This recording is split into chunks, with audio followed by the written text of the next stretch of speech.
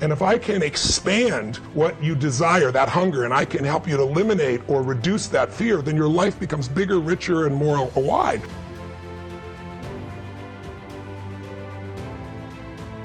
I had several companies early in my career that were near bankruptcy because I would sit down and I knew how to produce products that would change people's lives. I knew how to market. I knew how to build teams of people. But what I didn't know was finance. So I'd look and say, okay, how are we doing? I go, oh, you got a great, you got a 20% profit. You got $2 million in profit in those days, little tiny company. And I come to the end of the year and there was no cash. And so just not having that skill, or someone might be really great in finance, but they're not any good in marketing. You can't have a standard education and expect to have an extraordinary life. It's not going to happen. The one breakthrough for all leaders is constant, never-ending improvement. And that means educating yourself and continuing to develop even greater emotional mastery, because that's what affects whether you execute or not. The opportunity for self-education is there. We have to change our psychology from, I'm going to do what everybody else does and I'm mad because it doesn't work anymore, to the reality is this is the greatest time to be alive if you're growing, you're learning, you're educating, and you're developing valuable skills. So instead of complaining, you got to say, where are the skill sets valued in the marketplace? And how do I work harder on myself than anything else? Because if I become more valuable, then I will be able to give more, do more, and change more. When I interviewed Warren Buffett, I asked the most important investment he ever made in his life. You know what he said it was? I was thinking all the companies he'd done,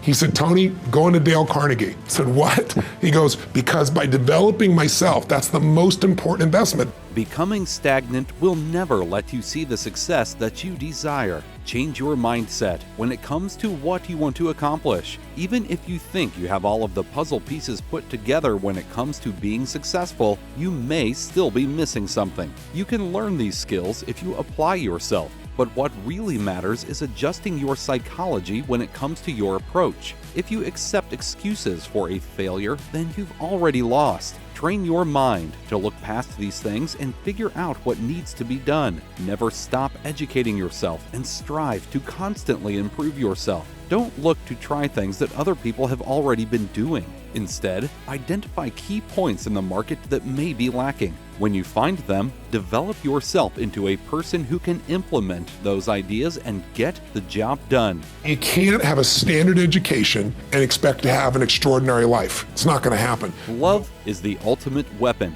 When people feel safe and they trust you, they will allow you into their lives. Find out who you are dealing with, even if that person is yourself. When you can identify what your desires are and what the fears are, work on eliminating those fears and expanding the desire so that you can have a larger, more fulfilling life. If you truly want to be successful in life, don't just set a goal for yourself. Immediately do something that commits you to that goal. Without that commitment, you may very well abandon that goal. Figure out what it is that drives you towards those goals. Motivation is the emotions that brings you toward realizing your dreams. Allow these emotions to push you, and as long as you are moving, you will always continue to grow.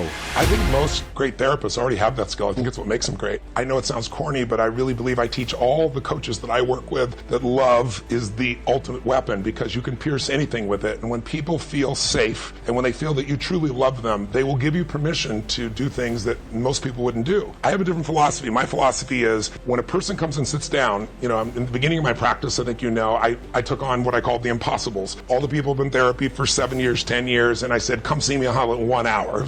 And never do this. It would make me so angry. So I challenged the psychiatrist, give me your worst patient, and I was able to do it. I take that person they treated for 7 years, that kind of striking approach was there. But the biggest piece for me is a lot of therapists have been trained, depends on their style, but certainly in dynamic psychotherapy, Freudian psychology, you don't lead the patient. What the hell are they doing there in front of you? If you don't lead the patient, that's why it takes 8 years to get something done, or 5 years, or 2 years, or whatever the case may be. So my whole approach is, I need to find out who you are. What do you want? What do you need? What do you fear? I think life is the dance between what you desire most and fear most. And if I can expand what you desire, that hunger, and I can help you to eliminate or reduce that fear, then your life becomes bigger, richer, and more wide.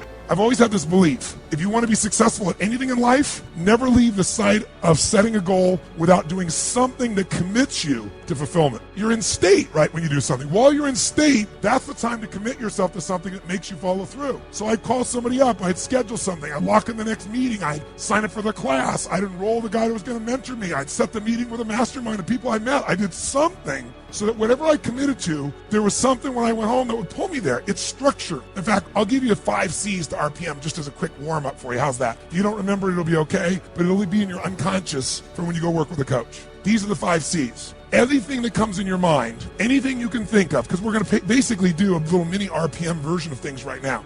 You got in it and you did it so often that it became real. And the bottom line of why I'm here, besides being crazy mofo, is that I'm really in a position, I'm not here to motivate you, obviously. You don't need that. And a lot of times that's what people think I do. And it's the furthest thing from it. What happens though is people say to me, well, I don't need any motivation. And I say, well, that's interesting. That's not what I do. I'm the why guy. I don't know why you do what you do. What is your motive for action? What is it that drives you in your life today? Not 10 years ago, or are you running the same pattern? Because I believe that the invisible force of internal drive activated is the most important thing in the world. I'm here because I believe emotion is the force of life. All of us here have great minds. You know, most of us here have great minds. I don't know if I'm in the category, but we all know how to think. And with our minds, we can rationalize anything. We can make anything happen. We can, I agree with what was described a few days ago about this idea that people work in their self-interest. But we all know that that's bullshit at times. You don't work in your self-interest all the time. Because when emotion comes into it, the wiring changes in the way it functions. And so it's wonderful for us to think intellectually about how the life of the world is. And especially those who are very smart, we can play this game in our head. But I really want to know what's driving you. And what I'd like to maybe invite you to do by the end of this talk is explore where you are today.